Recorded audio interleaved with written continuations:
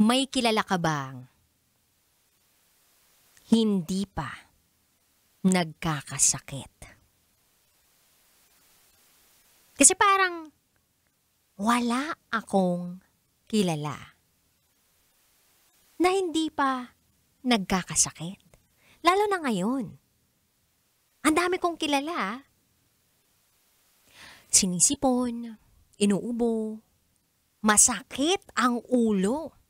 Masakit ang katawan. Masakit ang lalamunan. At higit sa lahat, alam mo yung pinakamatinding sakit na nalaman ko, na nakaka-relate ako?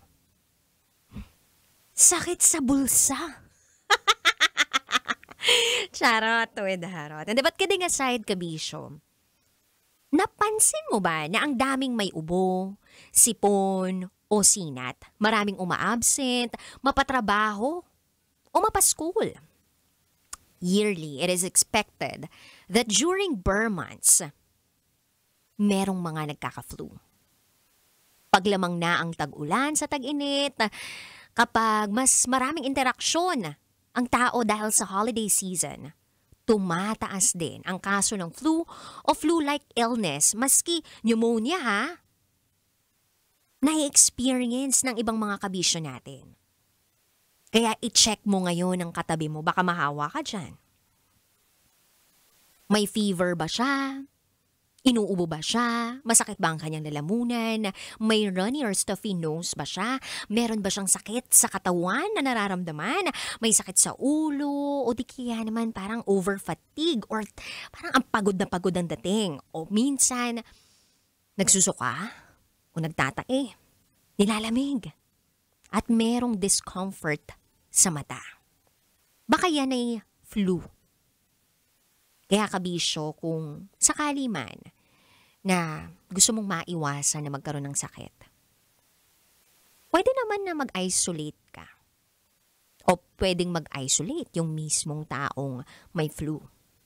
Kung po pwede, mag-cover ka ng mouth mo, ng nose mo. Basta wag mo lang i-cover yung bulsa mo. Baka mamaya kasi may biglang dumating na pera dyan eh. Avoid crowded places.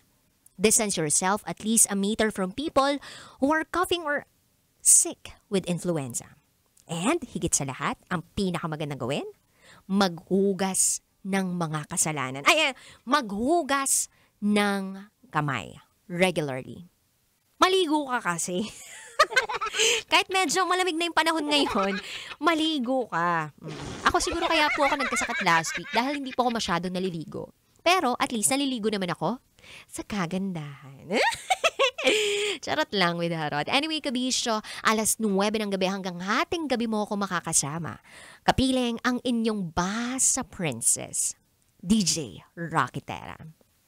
At eto na nga po, ibibigay ko na ang patikim ng DJ Rocky's Secret Files.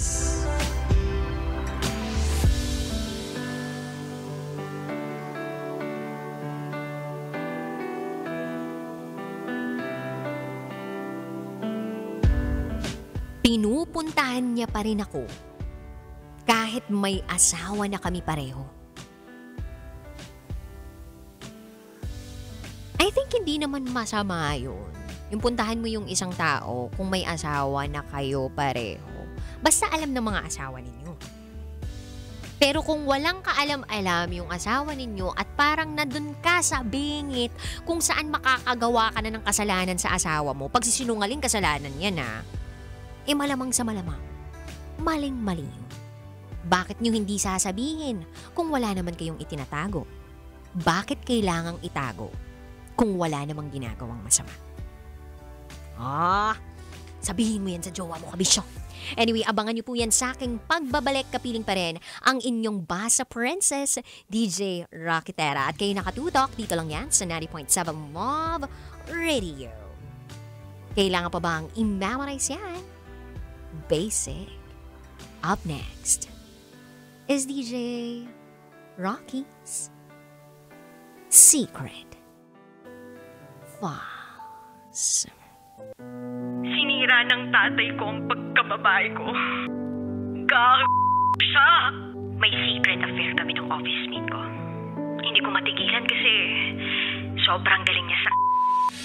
Rocky's Secret Files. Secret Files. It's the kind of bleep you never knew existed. Kunwari inosente, pero boy naman pala. Rocky's Secret Files. Secret Files. Kailangan pa bang i-memorize yan? Love Radio. Basic!